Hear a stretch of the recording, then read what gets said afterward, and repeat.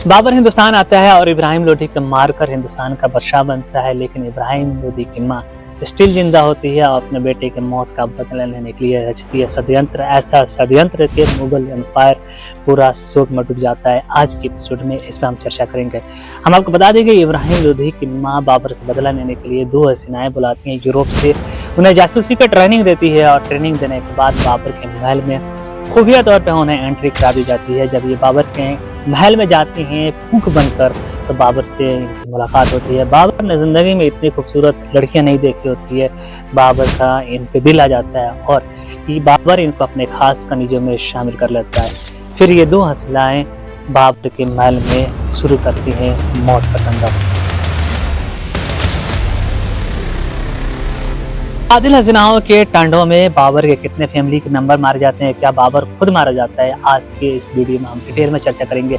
क्या इब्राहिम लोधी की मां पकड़ी जाती है, क्या वो जासूस पकड़ी जाती हैं या नहीं, उसे कंप्लीट हम चर्चा करेंगे आज के इस वीडियो। बाबर अपने किताब बाबरनामा में लिखता है कि मैं जहीरुद्दीन मोहम्मद बाबर मौत के करीब हूँ, अपने मौत के बिस्तर पर सो रहा हूँ। मैंने हिंदुस्तानी पे भरोसा करके गलती कर दी और खास तौर पर उस डाइन पे भरोसा करके जिसने हमें जहर दी। अल्लाह का शुक्र है कि मेरा बेटा हुमायूं मेरे साथ खाने के दस्तरखान पे नहीं था, वरना वो भी मारा जाता। और बाबर आगे बाबरनामा में लिखता है कि काश मैं उस डाइन को उसी वक्त मार दिया होता जब उसके बेटे इब्राहिम लोधी को मैंने मारा था। मुझसे गलती हो गई, गलती हो गई, गलती हो गई। ये कहते हुए बाबर अपना आखिरी सांस लेता है।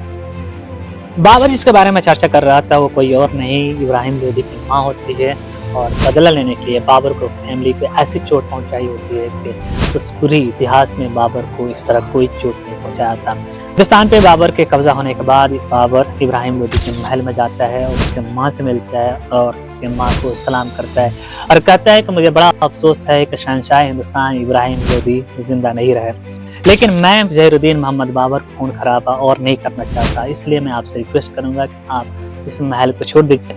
मैंने इब्राहिम लोधी को भी यही बात बोली थी कि सल्तनत को छोड़ दो, मुझसे जंग ना करो, मैं उसकी जान पर कसर था, लेकिन जो हुआ सो हुआ।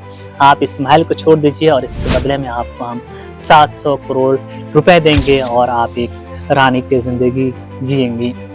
इब्राहिम लोधी की माँ अपनी नफरत से कहा कि तुम मुझे 700 करोड़ दोगे और मुझे रानी की जिंदगी जियाओगे। मैं खुद एक रानी हूँ और रानी की जिंदगी पूरी जिंदगी जीऊंगी। तुम्हारी 1 रुपए की मैं मोहताज नहीं हूँ, मैं इस महल को अभी छोड़ूंगी। इब्राहिम लोधी की माँ महल छोड़कर हौजे खास की तरफ रवाना होती है। महल से अपने 1000 नौकरानियों के साथ बाहर निकलती हैं। काफिला ऐसा होता है कि सबकी आंखों में आंसू होती हैं। इब्राहिम लोधी की माँ मलिका जहां महल जब छोड़ती हैं तो 1000 नौकरानियां उनके पीछे निकलती हैं। ऐसा लगता है कि आंसू का बारात निकल रहा है। रानी जब महल से बाहर निकलती हैं तो महल की तरफ एक बार आखिरी बार पलट कर देखती हैं और फिर ये आंसू का काफिला आगे बढ़ जाता है। कौसर जहां अपने किताब Muslim women in medieval India page 256 पे लिखती हैं कि इब्राहिम लोधी की माँ अपने बेटे की मौत का बदला लेने के लिए कोशिश जारी रखती हैं और फिर आती है एक अच्छी खबर। जासूस खबर देते हैं कि बाबर 50 कुकों को अपने महल बुलाया है, उसे हिंदुस्तानी खाना काफी पसंद आया है और मजे की बात यह है कि वो सारे जासूस आपको वफादार है क्योंकि ये सारे खाना आपके लिए बनाते थे। और फिर इब्राहिम लोधी की माँ रचती है खूनी साजिश और बाबर के महल में होता है मौत का तांडव। पर बाबर के महल में घुसना आसान नहीं था किसी के लिए। बाबर के महल में सिक्योरिटी इतनी थी कि परिंदे भी उस पर पैर नहीं मार सकते थे। फिर इब्राहिम लोधी की मां ने एक तरकीब लगाया। तरकीब ये था कि उसने यूरोप से 2 खूबसूरत लड़कियों को मंगाया और उन्हें बाबर के महल में जॉब के लिए भेजा। बाबर के महल में जब वो जॉब के लिए पहुंची तो बाबर इससे पहले इतनी खूबसूरत लड़कियां नहीं देखी थी, क्योंकि यूरोप की लड़कियां जो अंग्रेज होती हैं काफी खूबसूरत होती है। इंडियन मुल्क की लड़कियों के मुकाबले उनकी हाइट लंबी थी, गोरी थी। बाबर इनको देखने के बाद फिदा हो गया और इन्हें खास खनिजों में शामिल कर लिया। फिर ये शुरू करती हैं बाबर के महल में खूनी खेल। खूबसूरत जासूसों की एंट्री हो चुकी थी, अब मिशन एक्टिवेट हो चुका था और महल में ऑलरेडी 2 कुक मौजूद थे जो इब्राहिम लोधी के मां के वफादार थे, जिसमें एक थे अहमद शंकर और दूसरा थे राजपूत हर्षदेव। राजपूत हर्षदेव अपने वादे के पक्के थे। वो जमान था जब राजपूत वादा कर लेते थे तो वादे पे खड़े रहते थे। अब जान जाए तो जाए पर वचन न जाए, राजपूतों पे ये मानना था और इस पे आखिरी दम तक ये दोनों जासूस खड़े रहे।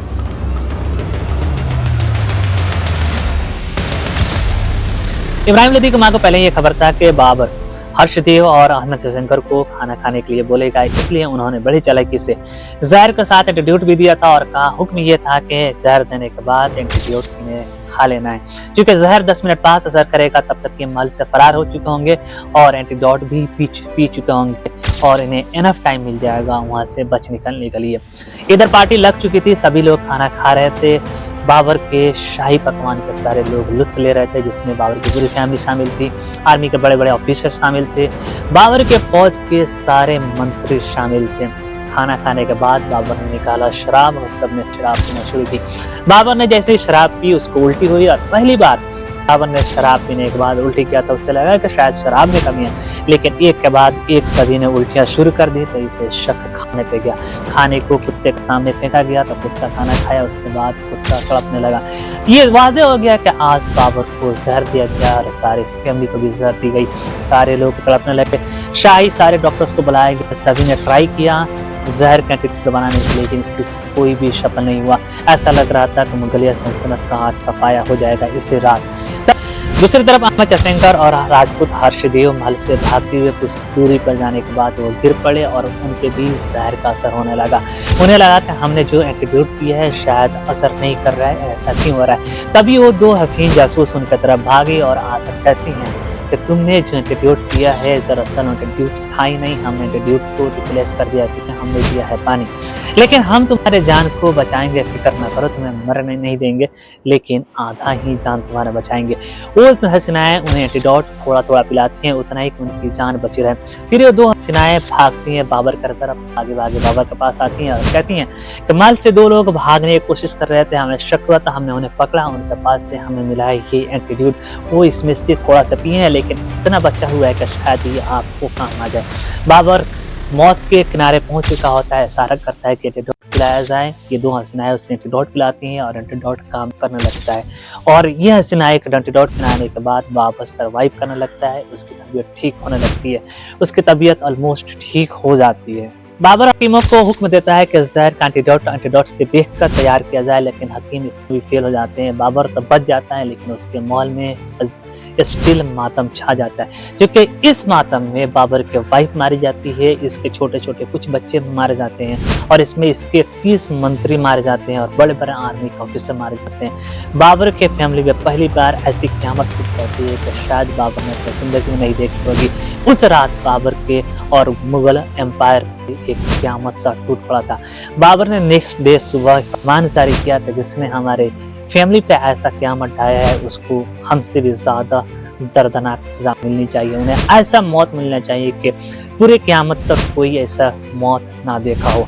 फिर अहमद जयशंकर और राजपूत हर्ष को पकड़ कर लाया जाता है मैदान में। उनकी पूरी बॉडी की चमड़े उधेड़ दी जाती है, चमड़ा उतारने के बाद उन पे मिर्च मसाले छींट दिए जाते हैं और उनके जिस्म से थोड़े थोड़े गोश्त काटा जाता है और ये सिलसिला रोज चलता है जब तक वो मर नहीं जाते हैं। फिर इब्राहिम लोदी का माँ को पकड़ा जाता है, उसे अंधा किया जाता है और जेल में डाल दिया जाता है। लेकिन ये सवाल फिर भी उठता है कि दो हसीनाएं जो जासूस बन के गई थी, वफादार बन के गई थी, वो इब्राहिम लोदी की माँ से गद्दारी क्यों की, अहमद जयशंकर से गद्दारी क्यों की, राजपूत हर्षदेव से गद्दारी की क्योंकि अगले एपिसोड में इस पर हम चर्चा करेंगे। जब तक के लिए यहीं पे हम बता देते हैं। Thank you so much, bye, good day.